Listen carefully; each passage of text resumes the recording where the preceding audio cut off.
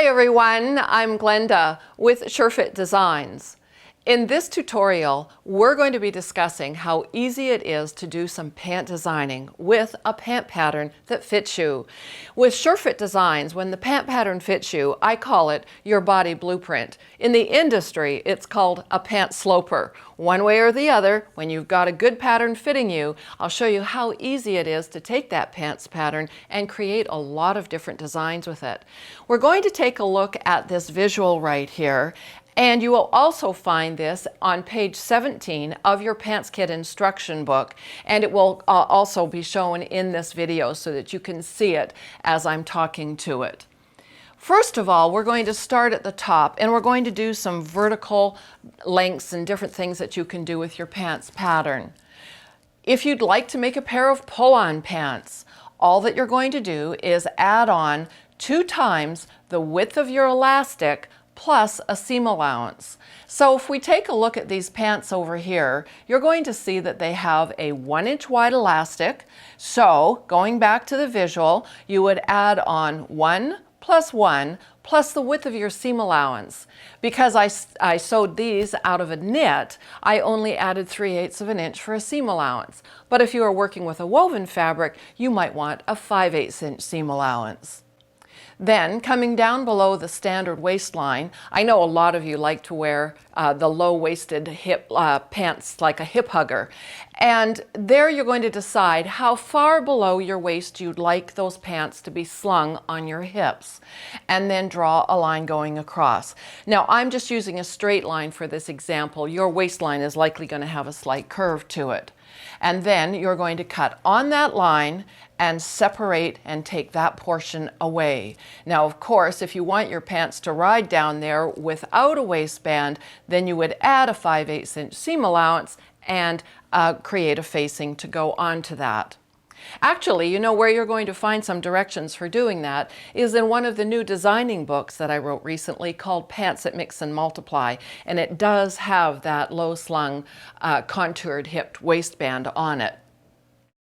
Then the next thing that we can do is put a back yoke on your pattern, if you would like to, like you would do for a pair of jeans. So as we take a look at these jeans here, all that you would do is measure from the waistband to where you want the yoke to start on the side seam, and at center back, how far down you want that yoke to be. And then you would take those dimensions, mark them on your pattern, and draw a design line going from one point to the other. Cut it apart, and this will become your yoke piece, and there's the rest of your pants pattern. Now, what do you do with that dart? Well, it's very simple. All you do is once you have your yoke cut, you close as if you were stitching that dart together, close your pattern piece, and this will open up that dart actually in the side seam, still giving you that shaping that you need for your hip curvature. And then what's left of that little bit of dart there, you cut it in half, take half off the center back and half off the side seam. That got rid of it.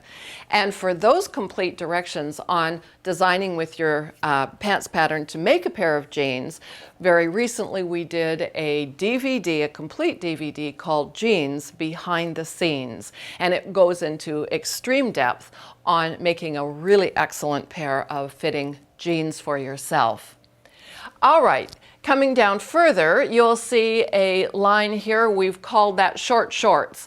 Well, I know some of the younger girls wear them. I don't have anything to show you, but just remember that when you're doing short shorts, that you're likely going to bring that inseam down a little bit longer than where your curvature or the side seam is that for the height of the short that you want, or the length of the short that you want, because that's going to help it to prevent crawling up between your legs and binding up in your crotch. Coming down below that is the Bermuda or walking level short. That's a great one for golfers. And your knee level. Well, I always recommend that you put your knee level marking on your pattern. And that's very easy to do. Just take your tape measure and measure from the bottom of your waistband down to the bend in your knee, and then take that length and mark it on your pattern. And by doing that, then you're always going to know where your knee is for designing above and below it. So below your knee level, we have some various lengths as well. And I've called them knickers and capri and crop leg pants. You know, there is no in fashion for pant leg lengths anymore. You can wear whatever you're comfortable with. That's also called clam diggers. So you might come down 2 inches below your knee for a knicker style, or into the middle of your calf for a capri length, or down to the bottom of the calf of your leg for the cropped leg pant. Anything goes. Just be comfortable wearing whatever suits your body frame. Now below that, this black line that I've got there is indicating, of course, the original hem level at your ankle. And then if you want to put a cuff on the bottom of your pant leg, this is a very simple formula. Now this is something that I do recommend for tall ladies. When you're short, you likely don't want to be putting a cuff on the bottom of your pant leg, because anytime you put a design detail anywhere, that's where the viewer's eye is going to focus. Of course, if you're short and the cuff is down there, people will be looking and making you look even shorter. So at any rate, but you know, this formula that I'm going to teach you is one that you could use easily if you wanted to put a cuff on a short sleeve. And this is it. You're going to add 2 times the depth of your desired cuff plus 1 inch. So let's just take an example and say you want a cuff of 2 inches wide. So you'd add on 2 plus 2 plus 1 for a total of 5 additional inches. You would turn up and hem inside the first 3 inches and then turn back that 2 inches. And that will put a 2-inch cuff on your pant hem, and you'll end up with the hem level exactly where you originally started. It's a very, very easy formula. So those are some of the different vertical lengths that we can have. What about the width of the pant leg? Well, that also is extremely easy to change. Once you have got your basic sloper or body blueprint done, then you can go wider or narrower.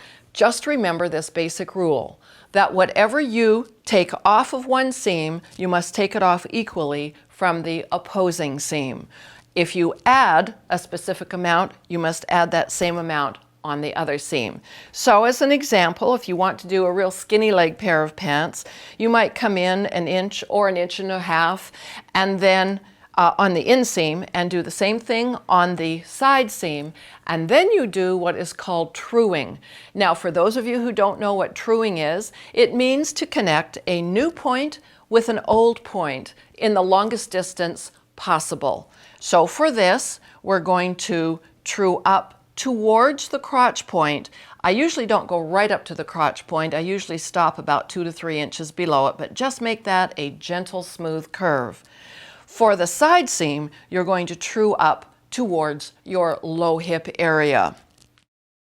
Then, if you want to do more of a bell-bottom shape, like this green line is, and I know you thought, oh gosh, bell-bottoms are never going to come back into fashion. Well, maybe not that real tight bell-bottom that just hugs that knee and then flares way out. We might not see that for a while, but I will tell you that I have used a variation of this in my yoga pants, which I love. And I've made many, many pairs of them. And what I do is I come in just slightly, just above the knee, and I do a very gentle flare out towards my ankle, and they just fit great. They look great, and they're very, very flattering on. And in fact, where you'll find full details for the yoga pant, which I also call yoga travel and comfort pant, is in Pants That Mix and Multiply. Then this blue line coming down is more of a stovepipe pant, and that just kind of hangs straight off the buttocks. And you know, there's always an exception to every rule, and there is with the leg width rule. If you want to do a real wide leg pant like a hostess or a palazzo style pant, you can bring that side seam out pretty much as far as you want it to go. But the inseam, I usually recommend that you don't go much further out than the width of your crotch point, your crotch extension point. And that's because you don't want the inseam of your leg to get so wide that it ends up being a nuisance in between your legs and becomes very uncomfortable and awkward to walk, because it could wrap around your ankles. All right, so That's the visual. It shows you a lot of different pant styles that you can do, but the sky truly is the limit. We don't need to stop there. You can design anything that you want when you have a well-fitting body blueprint or sloper. If we take a look at the pants that I'm wearing, they're obviously skin tight, and you can do that with your SureFit Designs pants pattern. In fact, I do have a leaflet showing how to make your pattern skin tight and get a really excellent fitting pair of leggings. And from skin tight, we can go to a lot fuller, like leaflet number 8, which is the Easy Wrap pant. It's got an extension at the side seam, and it just flops back over and connects at center front. They're extremely comfortable. And I also give you directions in Pants That Mix and Multiply for doing a high-waisted waistband on a pair of pants. Of course, in the instruction book, you can also see how to do pleats in the front of your pants, and there is a really easy technique for doing a pocket opening where you don't have any zipper at all in your pants. So the sky really is the limit when it comes to designing with a sloper, a pant sloper that fits you well.